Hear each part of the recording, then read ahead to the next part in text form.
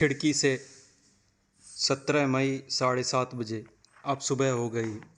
मैं कल रात बहुत जल्दी सो गई थी। बाहर इतना अंधेरा था कि कुछ भी दिखाई नहीं दे रहा था। आज सुबह जब ट्रेन रुकी तो मेरी आंखें खुली। बाहर प्लेटफॉर्म पर लगे बोर्ड पर लिखा था मडगांव। अप्पा ने बताया कि अब हम गोवा राज्य में हैं। हमने स्टेशन पर उतरकर चाय पी और अपनी पानी की बोतलें भी भर ली। ट्रेन फिर चल पड़ी। बाहर का नज़ारा देखने लायक है। चारों तरफ हरियाली है।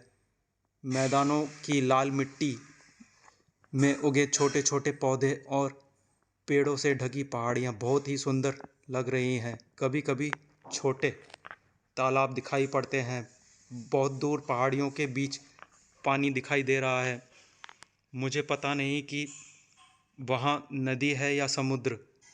हवा ठंडी है, अहमदाबाद की तरह गर्म नहीं। ट्रेन अभी अभी एक रेलवे फाटक से गुजरी।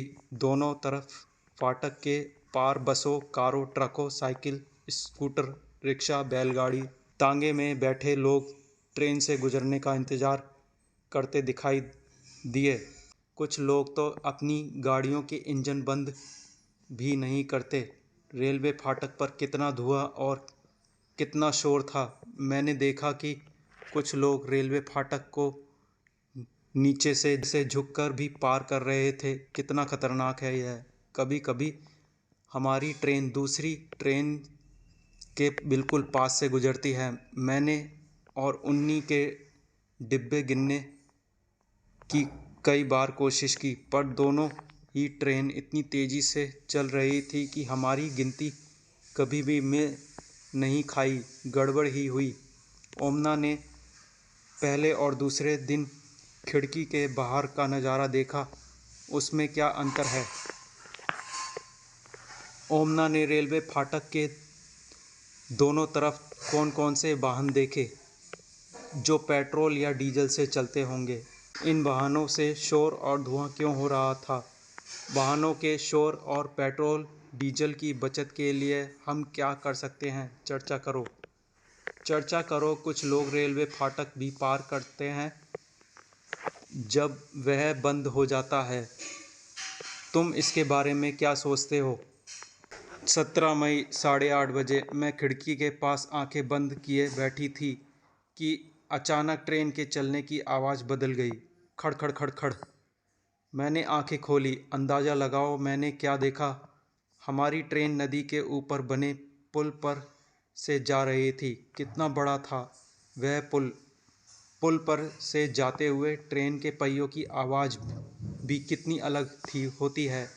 मैंने खिड़की से नीचे झाँका तो मुझे बहुत डर लगा। पटरी के नीचे ज़मीन तो थी ही नहीं, केवल पानी ही पानी था।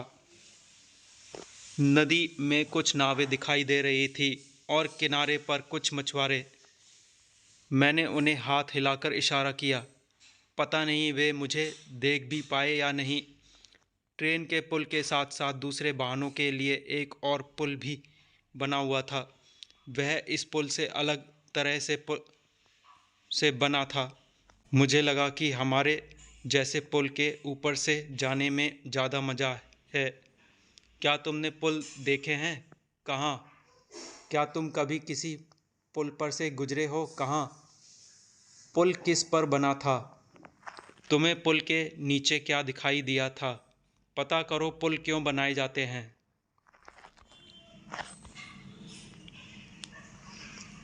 17 मई 11:30 बजे। पिछले कुछ घंटे बहुत ही मज़ेदार रहे। नाश्ता करने के बाद मैं ऊपर अपने बर्थ पर लेटकर कॉमिक पढ़ने लगी। बाहर बहुत तेज़ धूप खिली थी। अचानक बिल्कुल अंधेरा हो गया। थोड़ी ठंड भी लगने लगी। मैं बहुत डर गई। कुछ ही देर बाद ट्रेन के अंदर की बत्तियां जल उठी, पर बाहर बिल्कुल धूप अंधेरा था। किसी ने बताया कि हम सुरंग में से गुजर रहे थे। पहाड़ को काट कर बनी सुरंग। ऐसा लग रहा था जैसे सुरंग ख़त्म ही नहीं होगी। जैसे अचानक अंधेरा हुआ था, वैसे ही पहले की तरह भरपूर रोशनी हो गई। खिड़की से बाहर चमकती धूप, रोशनी और हरियाली थी। ट्रेन सुरंग के बाहर निकल चुकी थी। अप्पा ने बताया कि हम पहाड़ के दूसरी तरफ पहुंच गए हैं। तब से अब तक हम 4 और छोटी सुरंगों में से गुजर चुके हैं। अब जब मैं सुरंग के बारे में जान चुकी हूँ, मुझे डर नहीं लगता, बल्कि मज़ा आता है। क्या तुम कभी किसी सुरंग में से गुजरे हो? तुम्हें कैसा लगा? गोवा से केरल तक के रेल के रास्ते में 92 सुरंग और 2000 पुल हैं। तुम क्या सोचते हो, इतनी सुरंगों और पुलों के होने के क्या कारण हो सकते हैं?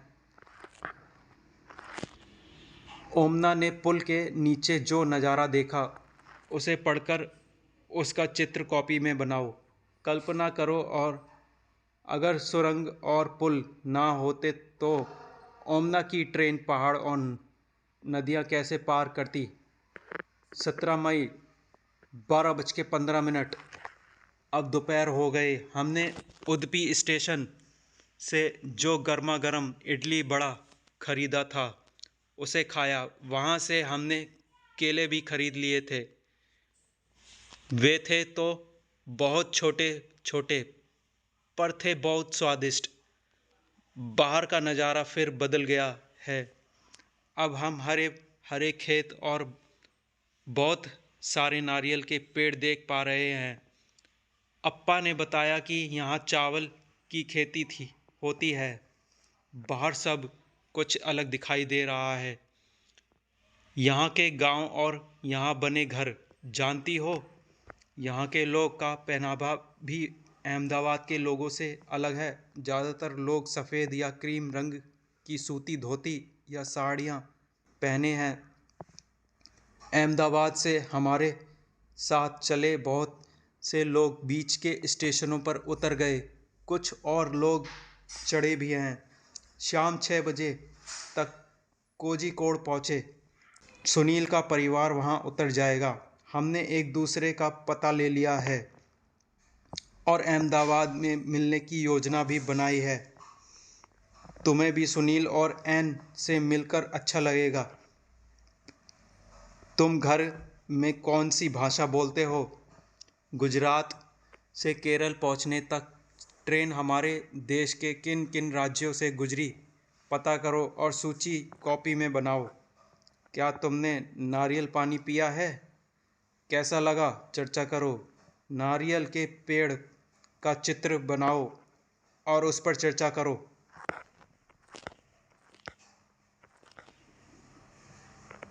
पता करो कि ये भाषाएं किन जगहों पर बोली जाती है। मलयालम, कोंकणी, मराठी, गुजराती, कन्नड़। 17 मई 9:30 अब रात हो चुकी है। हमने अपना सामान संभालना शुरू कर लिया है। लगभग 3 घंटे में हमारा स्टेशन कोट्टायम भी आ जाएगा। वहाँ हमें उतरना है। आज रात को हम बलियम्मा के घर जाएंगे। वहाँ से सुबह बस में बैठकर अम्मुमा के गांव के लिए रवाना होंगे। सभी बहुत थक गए हैं। आज ट्रेन में हमारा दूसरा दिन ख़त्म होने को है। बाप रे, कितना लंबा सफ़र तय किया है हमने, पर मज़ा भी बहुत आया। अब मैं लिखना बंद कर रही हूँ। अम्मू माँ के घर पहुँचकर ही फिर डायरी लिखूँगी। तुम इन्हें क्या कहकर बुलाते हो? माँ की बहन को माँ की माँ को, पिता की बहन को पिता की माँ को।